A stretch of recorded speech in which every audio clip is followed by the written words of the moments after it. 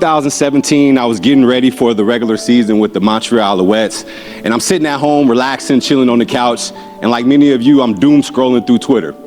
And as I'm doom scrolling through Twitter, I see a tweet from my professional organization that said the following players had been released. So of course, I look at the document, I scan across it, and I'm like, okay. And there it goes. I see my name. And immediately I'm like, nah, can't be.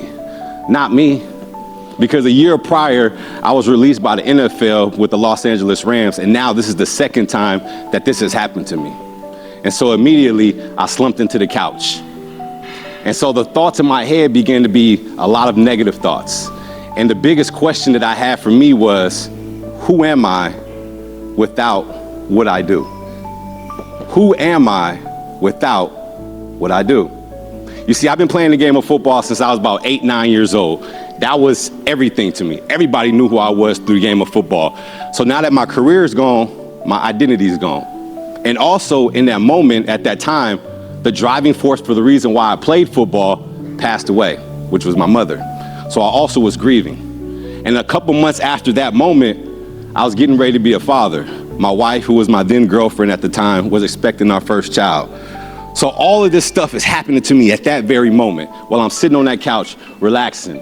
And I started to think like, dang, what in the world am I gonna do? And so as I sat back on the couch, closed my eyes, and I looked up to the ceiling and just sitting there in silence, a flashback occurred to me, and it took me to this one late night when I was a little boy. And that's me and my mommy right there. And it was through the thin walls of our 600 square foot apartment. I used to hear the soft crying, muttering, and erratic breathing coming from the other side of my wall. Initially, I thought I was hearing things because it was late at night, and I just had woken up from a light sleep.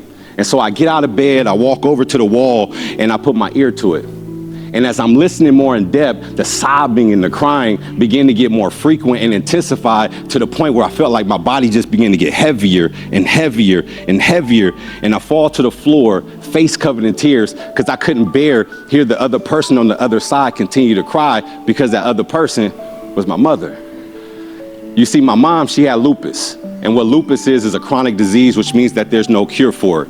And in addition, it's an autoimmune disease, which means that your immune system that's supposed to be protecting you is now fighting against you. And she was crying because of her inability to support me, right? We lived off Section 8, food stamps, welfare programs, living off her SSI check. And so everything, all that weight, financially, physically, mentally, emotionally, environmentally, was dawned upon her. And I finally mustered up the courage when I was sitting on that floor, and I asked my mom, "Mom, are you okay?" And she responded just like any of you mothers would do, "Mama's okay, baby." And I knew she was lying. And so I asked her a little more firm, maybe more aggressive than what I would have done with my mom. And I said, "Mom, are you okay?" And then her response was simple, but yet profound to me.